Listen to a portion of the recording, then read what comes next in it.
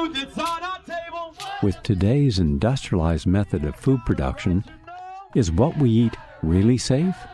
How are genetically modified organisms in factory farms affecting our food? Genetically modified organisms, GMOs, pose unparalleled threats. Nothing like them has ever existed in the entire course of life on this planet. The campaign of ignorance that is currently being waged by the FDA is so insidious that the FDA actively opposes the honest labeling of genetically modified foods. Every single independent study conducted on the impact of genetically modified food shows that it damages organs, it causes infertility, it causes immune system failure, it causes holes in the GI tract, it causes multiple organ system failure when it's eaten. It causes a variety of changes, some of which we can't even guess at, as new proteins are coded for by the altered DNA that we've never seen before. We are playing with genetic fire. Genetic engineering is a process where scientists take genes from one species and force it into the DNA of other species. Even though there's been very little study on the health dangers, there's been sufficient evidence of harm to cause the American Academy of Environmental Medicine to say all doctors should prescribe non-GMO diets to everyone. They say that the animal feeding studies link GMOs to reproductive problems, immune system problems, accelerated aging, organ damage, gastrointestinal distress, dysfunctional regulation of cholesterol and insulin, to name a few. These genetic systems, just in the last 5 years, have been shown of all higher plants and animals are far, far more complex than ever was believed. And so it turns out that in the splicing process, that mutations occur and can cause immune system problems. And this has been the biggest problem and has been shown a number of times. An immune response is a reaction to something that's foreign that the body doesn't recognize and tries to push out.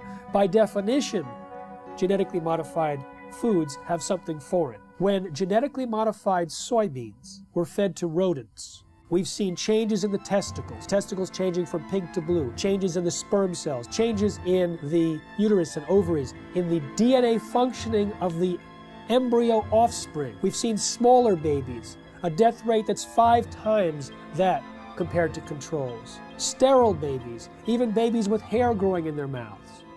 And this has been done by government scientists as well as independent scientists who are at the top of their field. American people are beginning to become more aware and wake up to the fact that their government has been corrupted by corporations and the food that they're feeding themselves has possibly serious human health risks. The 1992 policy of the FDA claims that the agency is not aware of any information showing that GMOs are significantly different. And on the basis of that sentence, they said no testing was necessary, no labeling was necessary, and companies like Monsanto, that makes most of the genetically modified food products, they can determine if their genetically modified foods are safe. The most common reason why they genetically engineer crops is so that they don't die when sprayed with herbicide. No genetically modified crop can grow unless it's attached to some kind of a pesticide. Those pesticides, more and more, are in these plants. They may have killed the weeds, they may have killed the insects, but the product is still on the plants, and if it's washed off, then it's in the water, it gets into the lakes, it gets into the oceans, it's everywhere. And it's toxic, it causes cancer, it also causes endocrine disruption. That's a technical term for change of hormones. They don't even want to label that this is genetically modified. The milk is genetically modified, or the crop is genetically modified. They say, if we label that, we won't be able to sell it because people won't buy it. Of course, people won't buy it because people don't want it. The reason why we have 170 million acres of genetically engineered corn and soybeans and cotton and canola oil and sugar beets in the United States is because it doesn't have to be labeled. In the European Union, where labeling is required, There's almost no genetically engineered food on store shelves, in restaurants. There's almost none of it planted. Today, more than 50 countries around the world allow labeling of genetically engineered foods.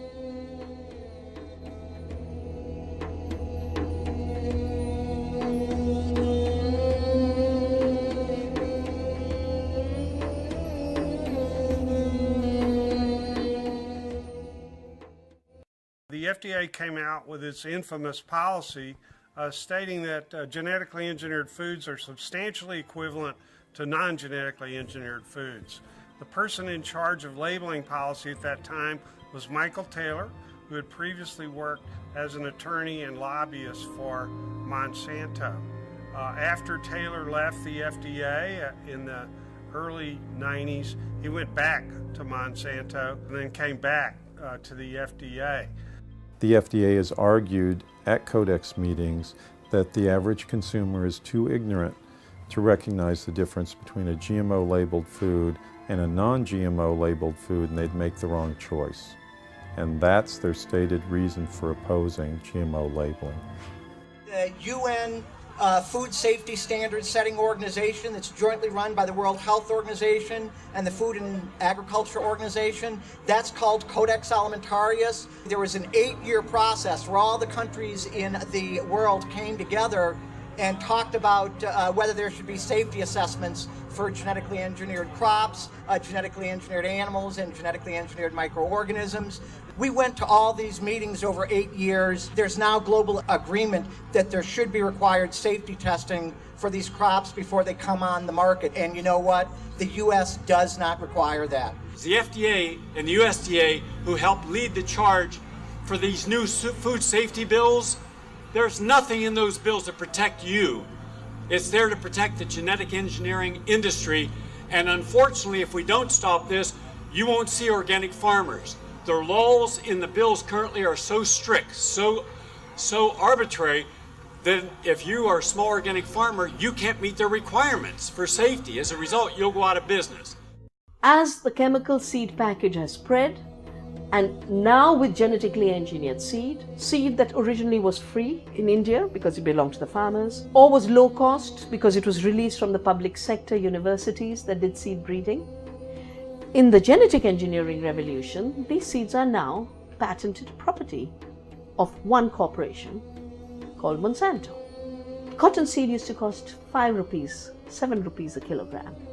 When Monsanto entered with its BT cotton, it shot the price up to 3,600 rupees a kilogram for seed. The U.S. government was forced to spend $3 to $5 billion per year to prop up the prices of the GM crops that no one else wanted. The White House decided to fast-track biotechnology because they thought it would increase U.S. exports and U.S. domination of the food supply.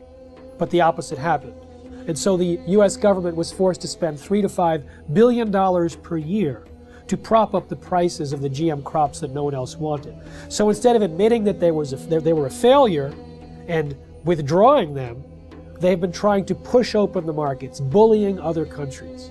George Bush filed a lawsuit essentially with the World Trade Organization against Europe, saying that their rejection of genetically modified foods was an illegal trade barrier. We know from WikiLeaks that the entire State Department apparatus has been used to try and push GMOs into other countries. In fact, the U.S. ambassador to France suggested that the United States create a hit list to retaliate against those players in Europe that were rejecting GMOs. Over and over again, the U.S. government has proved that their agenda is to promote biotechnology at any cost. The GMO standards are being passed at the Codex level because, frankly, through lies. They're telling them that they're safe crops, that they're safe food products. They don't need to be labeled. We've been fighting for years to get mandatory labeling of GMO foods. We almost succeeded.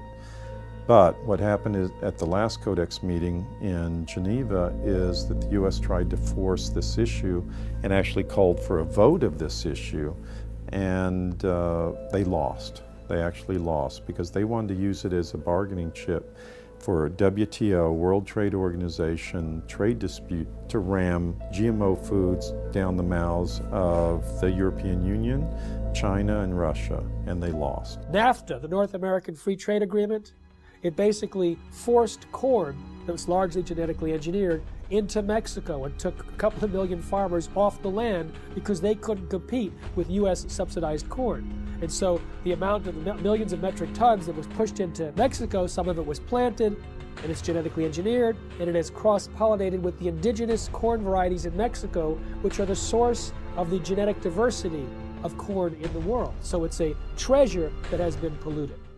In India, 250,000 farmers have committed suicide because they cannot sustain input costs. The majority of farm suicides in India are in the cotton belt. 84%, according to our study done in Vidarbha, are linked to purchase of BT cotton seeds. So we call these seeds of suicide. The poor people, the poor small peasant, was wiped out right in the beginning because they couldn't afford these chemicals. Shamla's fields were once fertile, but now they bring her only sadness. Her husband Chandar owed over $5,000 in debts and was hoping for heavy rains this season. 3 days ago, she tells me, he hung himself here. Ironically, the rains came a day after he died. The most comprehensive analysis of GMOs shows that they actually reduce yield. But sustainable technologies, they can increase yield by an average of 79%.